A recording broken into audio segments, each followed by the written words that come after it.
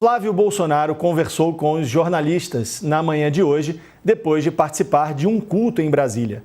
O senador, que foi indicado como candidato à presidência pelo pai, o ex-presidente Jair Bolsonaro, falou por pouco mais de 10 minutos. E quando perguntado se poderia desistir da disputa pelo Planalto, disse que isso teria um preço. Vamos acompanhar o trecho. O senhor vai até o fim com a candidatura? Olha, tem uma possibilidade de eu não ir até o fim, eu tenho um preço para isso, eu vou negociar. Eu tenho um preço para não ir até o fim. Só que eu vou falar para vocês amanhã. Olha, os repórteres insistiram para saber qual seria esse preço. E Flávio Bolsonaro deu a entender que passaria pela anistia ao pai dele. O senador disse que vai ter um encontro amanhã com lideranças partidárias como Ciro Nogueira, do PP, Antônio Rueda, do União Brasil, além de Valdemar da Costa Neto, do PL. Flávio disse ainda que pretende apresentar um Bolsonaro diferente. Vamos acompanhar. Assim como o mercado, eu também tenho a convicção de que mais 4 anos o Brasil não aguenta. Só que eles fazem uma análise precipitada, no meu ponto de vista, porque a partir do momento que eu tenho a possibilidade, com essa exposição e a cobertura que vocês da imprensa vão me dar, de conhecer um Bolsonaro diferente, um Bolsonaro muito mais centrado, um Bolsonaro que conhece a política, que conhece Brasília. Vou chamar o Matheus agora. Um Bolsonaro que realmente vai querer fazer uma pacificação nesse país, diferente do que a gente está vendo com o atual governo, que disse que viria para pacificar o país, disse que viria para governar para todos. Na verdade, o que a gente está vendo é o uso da máquina pública para perseguir opositores políticos, para alimentar cada vez mais a discórdia. E quem está sofrendo com isso é o povo na ponta da linha. Para falar sobre isso, a gente conversa agora com o Matheus Coutinho, que é repórter do UOL lá em Brasília. Matheus fala com a gente ao vivo aqui no UOL News. Seja bem-vindo, Matheus. Você participou dessa coletiva. Queria que você falasse um pouco do clima ali, o que você sentiu. Ele falou de novo em perseguição, que o pai dele está sendo perseguido. Falou que a continuação dele depende da anistia ao pai. E aí, pela tua percepção ali como repórter, ele vai até o fim ou não?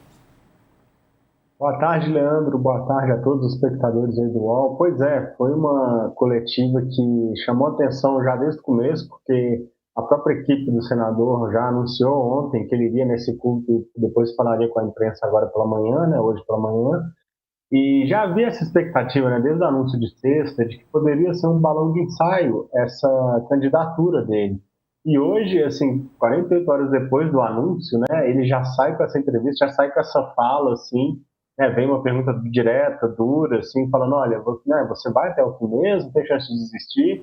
E chamou muita atenção isso, assim, olha, em tão pouco tempo ele já está abrindo a possibilidade de que não vai chegar até o fim essa candidatura dele e está deixando bem claro que se trata de uma grande negociação, né? Ele até alega ali que a gente está trabalhando nessa união da direita, que não existe essa divisão da direita, mas assim, a todo momento, né, até outros colegas jornalistas perguntando, né, mas vários você teve candidatos, pré-candidatos da direita que mantiveram candidatura, você teve nomes do Centrão que não manifestaram nenhum apoio explícito até o momento, o próprio Tarcísio mesmo sequer tweetou, compartilhando nas redes sociais alguma mensagem de apoio a essa candidatura. Então, assim, foi uma coletiva em que havia uma certa desconfiança da imprensa sobre até que ponto essa candidatura vai ficar de pé mesmo. E a fala dele ajuda a confirmar um pouco isso, que, olha, eles estão negociando mais coisas, entendeu? E ele colocou novamente essa questão da anistia, né, que ele já tinha falado na sexta, né, que as prioridades dele nesse momento na União Direita seria pautar essa anistia, tentar pautar essa anistia. Ele voltou com esse discurso da anistia, mas chamou atenção isso, assim, que ele não conseguiu mostrar exatamente o que eles estão querendo. Se é só um jogo de cena, se tem mais alguma outra coisa por trás que não se sabe. Ele disse que vai se reunir amanhã com várias lideranças, depois vai conversar com o pai dele de novo. Então, assim, a impressão que dá é de que ainda não está muito claro, que talvez nem eles mesmos saibam para onde estão indo. E, ao mesmo tempo, chamou a atenção que ele fez muitos elogios ao Tarcísio, né? E chegou a tratar o Tarcísio como nosso principal ator, assim, colocou dessa forma, né? Então a impressão que dá é que realmente, assim, nem ele parece estar tão disposto a ir até o fim. O Matheus, você falou que ele vai falar novamente com o pai, né? E que ele agora vai começar a negociar a anistia. A gente vai falar sobre essa questão que ele comentou aí aqui no UOL News, mas eu queria saber o que se fala nos corredores aí de Brasília. Que Bolsonaro diferente seria esse? Porque, pelo que eu estou percebendo, ele está buscando a anistia do pai e ele está tentando mudar essa imagem do ex-político preso, condenado, criminoso. Ele quer mudar isso, né? Que Bolsonaro novo seria esse, diferente? O que se fala nos corredores em Brasília sobre isso? O que a gente tem ouvido, né, até outros colegas têm apurado também essa história ao longo da semana, é que o Flávio teria essa imagem de ser um nome da família mais pragmático. Não seria aquele candidato antissistema, que, por exemplo, uma Michelle Bolsonaro eventualmente representaria mais. Alguém mais outsider, alguém mais, né, mais militante mesmo. O Flávio não, ele é um senador experiente, está há muito tempo em Brasília, ele mesmo coloca isso, eu sou um Bolsonaro daqui de Brasília, está há muito tempo nessas articulações políticas. Então, acho que ele tenta passar um pouco essa imagem de uma pessoa mais pragmática, uma pessoa com quem o Centrão teria mais facilidade de dialogar. Ele passa um pouco por isso também, essa imagem dele, e ele deixou muito claro que estão abertos a negociar, que ele quer sentar com esses líderes do Centrão, né, dos republicanos, líder do União Brasil, né, presidente do União Brasil, que são os principais partidos, né, desse grupo político. Então, assim, está muito claro isso, ele está querendo mostrar que ele é um negociador, ele não é um outsider da política, não é aquele cara que tem esse costume de fazer discursos inflamados e tal, como outros integrantes da família, ou como mesmo outros apoiadores do Bolsonaro, né, que gostam dessa tônica mais radical. O Flávio não, o Flávio sempre foi um estilo de político mais ponderado. E ele a impressão que dá é que ele está tentando realmente passar essa imagem, entendeu? Ele até citou a expressão mais centrado, né? Que chamou a atenção na hora, a gente até tentou perguntar para ele, mas se você é o Bolsonaro mais centrado, então o seu pai considera que seu pai teria errado, ele acabou saindo sem responder, ele acabou desconversando, né? Não sai daí não, Matheus, porque a gente vai continuar nesse assunto, justamente porque na mesma conversa com os jornalistas, Flávio Bolsonaro fez um afago em Tarcísio de Freitas, aquele afago, né? Que era um dos nomes mais cotados, foi isso que o Flávio falou, para representar o bolsonarismo nas eleições de 2026. O senador disse que o governador de São Paulo é o principal nome do time hoje e que recebeu de peito aberto, entre aspas, a indicação dele mesmo, Flávio, pelo pai. Já Tarcísio de Freitas ainda não se manifestou sobre a escolha do ex-presidente pelo filho, mais velho como candidato. E aí, Matheus, eu queria saber de você o seguinte, o que você fala sobre isso? Ele deu aquele afago no Tarcísio de Freitas, mas não deixou claro se vai continuar ou não, se ele vai ser candidato ou se ele vai apoiar o Tarcísio. O que se fala também em Brasília sobre isso?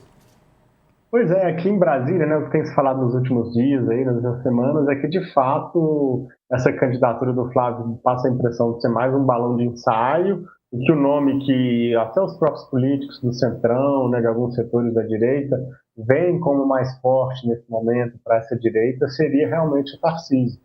E chamou a atenção nesse discurso do Flávio que ele fez questão de destacar que, olha, a primeira coisa que eu fiz quando, né, conversei com meu pai me colocou meu nome, foi procurar o Tarcísio, conversei de peito aberto com ele, conversamos francamente, ele disse que o Tarcísio recebeu bem essa informação e disse ainda isso, que, olha, o Tarcísio é o nosso principal ator porque justamente São Paulo é muito estratégico, né, para a direita, não só para o bolsonarismo, mas para a direita em geral.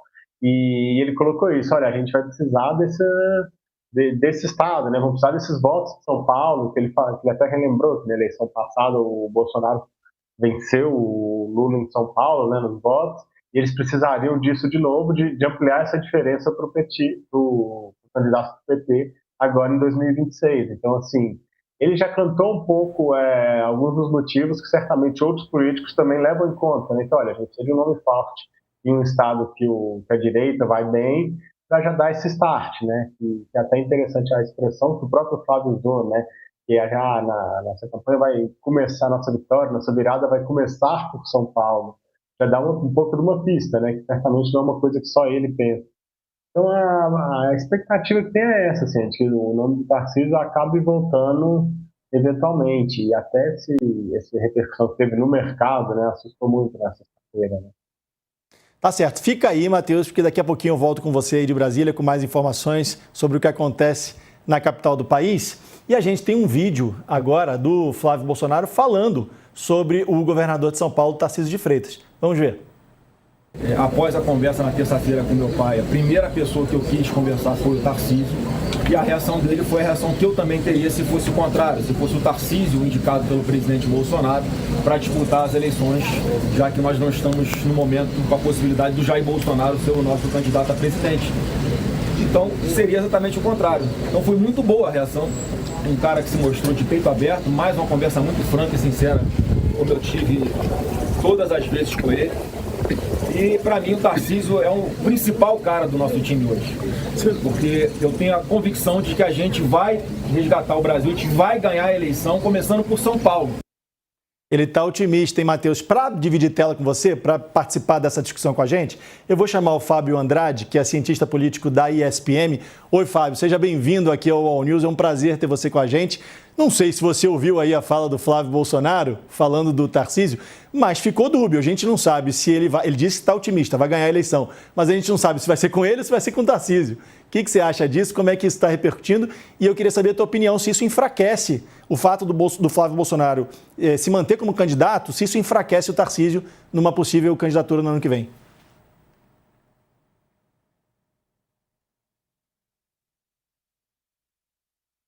Não estou ouvindo o teu áudio, tá? Você está sem som. Eu acho que teu microfone está desligado aí. Foi? Boa tarde. Agora sim. Boa tarde, Matheus. Boa tarde, o âncora do All News. Boa tarde, telespectadores. Vamos lá, eu queria fazer um resgate histórico antes da gente continuar e para a gente ter uma noção do que está em jogo, né? Se a gente resgatar as eleições de 2018, o candidato com maior potencial de crescimento e menor rejeição, e que, portanto, poderia ser o candidato mais combativo ou com maior potencial de enfrentar quem liderava as pesquisas já desde janeiro, que era Jair Messias Bolsonaro, atendia pelo nome Ciro Gomes.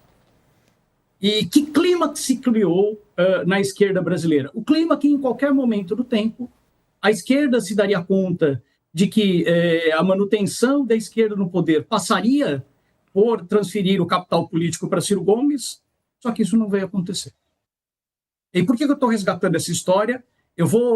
Hoje eu vou marcar, não é a primeira vez que eu vou falar isso, eu já venho falando, mas eu vou fazer questão de marcar território, correndo todos os riscos de errar. Para mim, a candidatura de de Flávio Bolsonaro veio para ficar. Eu vou discordar de todos os analistas que estão dizendo de que é uma candidatura, um balão de ensaio. Não é isso. E por que não é isso? Porque uma vez que um ator político, isso já tem mais de 200 anos de ciência política com consolidado conhecimento para a gente. Uma vez que um ator político acumula capital político, acumula conhecimento, na ausência de forças que o levem a abrir mão desse capital político, ele não vai abrir. Então, e como um processo de anistia não está completamente na conta ou não está sob o controle de outros atores da direita, esse é um elemento com o qual não dá para ser negociado. Então, me perdoem os colegas, me perdoem os analistas que estão insistindo nesse discurso, nessa narrativa de que é uma candidatura balão de ensaio e que logo mais o Tarcísio volta sem qualquer problema. Não é assim, né? Então, inclusive, a colocação do Flávio nesse momento do tempo, mais do que acreditar que será em 2 semanas votado um projeto de anistia, é um sinal para todo o centrão que acha que vai abrir mão do Bolsonaro como se fosse um fusível queimado. A gente tira o fusível queimado aqui, bota outro aqui, está tudo certo, vamos em frente e está tudo bem, né? E esse é o primeiro recado, para o centrão. E tem um segundo recado que é para o núcleo familiar.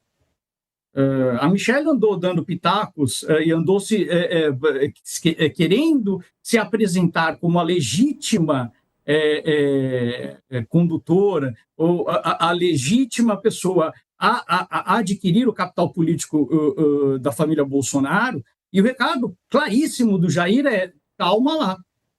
É possível que esse capital só seja compartilhado com o clã consanguíneo.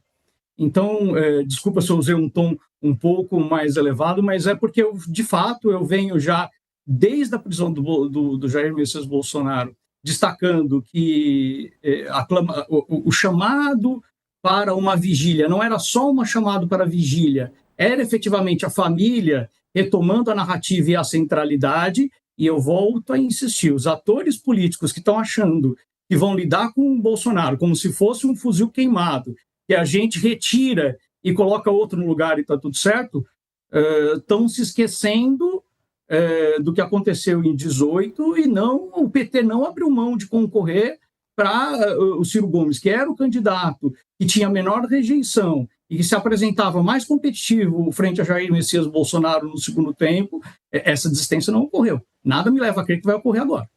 Houve até um conflito familiar, sabe, Fábio, entre a Michelle e os filhos do ex-presidente sobre esse apoio ao Ciro Gomes no Ceará. E aí a Michelle ganhou essa queda de braço. O que eu queria falar com você era sobre essa fala do Flávio Bolsonaro, dizendo que ele pode não terminar uma possível campanha e que isso tem um preço, e que esse preço passaria pela anistia ao pai dele, né, que está preso. E aí, se ele não conseguir essa anistia, você acha que ele vai até o fim, assim mesmo? Eu acho que ele, como eu disse anteriormente, eu acho que ele vai independente da anistia, porque a anistia, inclusive, não está sob controle da direita. A direita sozinha não consegue aprovar, é grande a maioria, mas não consegue aprovar um projeto de anistia no Congresso. Vai precisar de apoio do Centrão e, quiçá, de alguns votinhos da esquerda. Então, é uma demanda que não está sob controle. E eu proponho uma reflexão que pode ser totalmente contraintuitiva, mas pensemos, se for aprovado agora uma anistia que, por exemplo, inocente Jair Messias Bolsonaro, uma vez inocentado, por que não brigar para que ele não seja preso e que seja ele o candidato? Atualmente, o único candidato, e essa verdade precisa ser trazida à mesa, atualmente, nem o Tarcísio bate o Lula. Isso é a pesquisa do Datafolha de hoje. É o único candidato que, em primeiro turno, a gente tem uma eleição muito acirrada, e no segundo turno, uma loteria do tipo jogar a moeda para cima e saber se é caro ou coroa, é Lula versus Bolsonaro. Então, basicamente, eu vou responder a sua pergunta com uma outra pergunta. Tá, tudo bem, então vamos supor, eu já dei a resposta sobre o cenário de aprovação, de não aprovação da anistia. O que ninguém está pensando é, uma vez aprovada a anistia, o que garante que, uma vez aprovada a anistia, a família Bolsonaro não fala, não, peraí, agora que aprovou a anistia e que se reconhece o Jair Messias como Jair Messias Bolsonaro como inocente, por que ele não pode ser candidato? Uma coisa é a prisão, né? A outra coisa é a inelegibilidade. Difícil essa palavra, hein? Ele está inelegível. Tá? Isso é uma coisa. A outra coisa é a prisão. São duas situações diferentes. Talvez isso possa ser anistiado também. A gente não sabe o que é o futuro, né? O Congresso é uma caixinha de surpresa. A minha dúvida só é que esse mês, por acaso, mês de dezembro, é um mês muito pequenininho no Congresso. Você sabe disso, né, Fábio? Daqui a uma semana e meia, ninguém trabalha mais lá no Congresso. E aí a minha pergunta é a seguinte, dá tempo dele resolver isso, essa questão da anistia? E ele está usando esse suposto apoio para conseguir anistiar o pai como um termômetro também para a campanha dele? Sem dúvida, basicamente, veja, eu estou colocando tudo isso e eu sei que eu estou remando contra a maré, com todos os riscos que a minha avaliação coloca. Tá? Há pouquíssimo tempo para se votar uma anistia. Sim, de fato, há basicamente uma questão de pena de Jair Messias Bolsonaro que tem a ver com uma outra situação criminal, mas eu insisto nessa questão, uma vez ele anistiado, a próxima batalha vai ser a batalha pela inocência. Vamos lembrar, e eu gosto de resgatar a história porque às vezes a gente esquece a história. O PT chegou a apresentar para o TSE em 2018 o nome do Lula como cabeça de chapa e Fernando Haddad como vice. E teve que mudar. Né?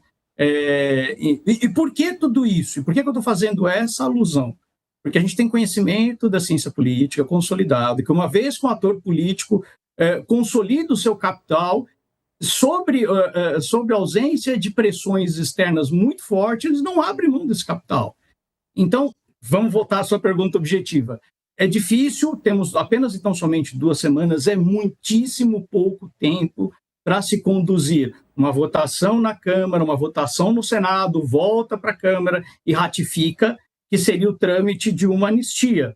E não sendo aprovado uma anistia, o Flávio e o clã Bolsonaro têm todos os motivos para falarem, olha, infelizmente a gente vai ter que fazer uma briga ou a gente vai ter que fazer uma luta contra o sistema, e aí é até interessante eles colocar como um Bolsonaro diferente, que vai ser um Bolsonaro, e aí é uma equação difícil para ele manter. E se ele abandonar o antissistema, o bolsonarismo construiu seu capital político sendo antissistêmico. Abandonar o discurso antissistêmico é um elemento que pode esvaziar seu capital político. Agora, vai ser um discurso antissistêmico adaptado. Acredito que muito mais voltado a atores específicos. Então, um possível conluio entre STF e Executivo, e essas sendo as novas características de um sistema que oprime a população, o povo, o trabalhador, aquele que está de fora do sistema, né? Eu acredito que, assim, respondendo objetivamente, não há tempo e que o que vai acontecer é uma mudança na retórica antissistêmica. Eu proponho uma outra, já que minha linha de abordagem é uma linha, digamos, fora do que está sendo divulgado por todo mundo, eu até acredito que, jogando da forma antissistêmica, como a família Bolsonaro costuma jogar, se ela for muito pressionada a, basicamente, apoiar o Tarcísio, pode-se haver a seguinte provocação. Tá bom, então faz o seguinte, institutos de pesquisa, façam uma pesquisa colocando na mesma cédula Flávio e Tarcísio. Vamos ver quem sai melhor na foto. Porque uma coisa é, efetivamente, a gente ter um cenário de pesquisa em que se pergunta isoladamente, se coloca isoladamente como adversário do Lula, Flávio. Outra coisa é quando se coloca Michele. Outra coisa ainda diferente é quando se coloca Tarcísio.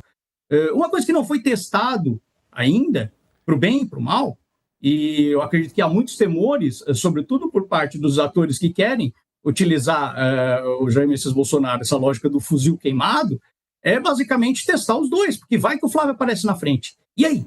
Como é que fica? Né?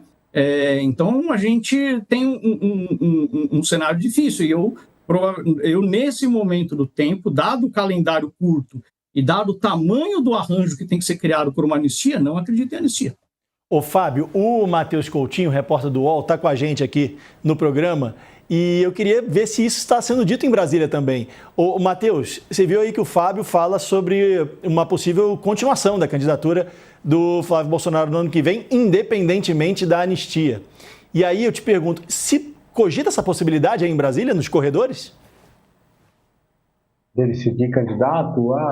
Acredito que sim, por mais um tempo, até porque, como ele colocou agora, né, foi interessante, assim, que no discurso, na entrevista, ele coloca a todo momento que é uma negociação, né? Ele já deixou muito claro que, olha, beleza, eu posso não ir até o fim, mas tudo está sendo negociado, tem um preço para as coisas acontecerem, e ele deixou muito claro, ele vai conversar com todos os líderes, na terça-feira, que é o dia de visitar o pai dele, ele vai voltar para o pai dele, ou seja, ele está deixando muito claro que existe uma questão da centralidade da família ali, né? Do aval ou não da família, e a família quer fazer valer o seu peso, né? O Bolsonaro sabe o peso que ele tem, assim.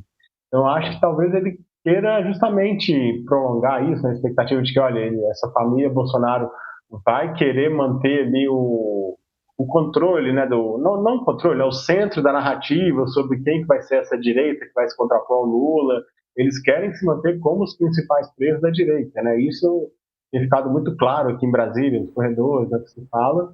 Então, assim, talvez, de fato, haja essa preocupação também de estender mais essa candidatura, mais até lá na frente, justamente porque, como ele colocou agora, né, tudo uma negociação. A gente vai receber as pessoas, vamos falar, quem for contra o PT a gente vai conversar. Ele não deixou claro quais serão todos os termos disso, mas para bom entendedor ali, né, para quem é de Brasília, está muito claro, assim, olha, quem tem aqui o nome de peso da direita é a família Bolsonaro.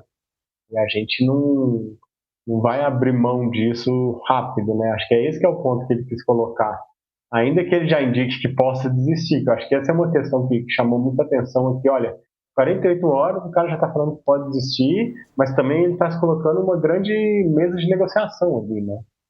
Está repetindo todo aquele discurso de perseguição, batendo na tecla da anistia, batendo na tecla da falta de respeito às liberdades, etc.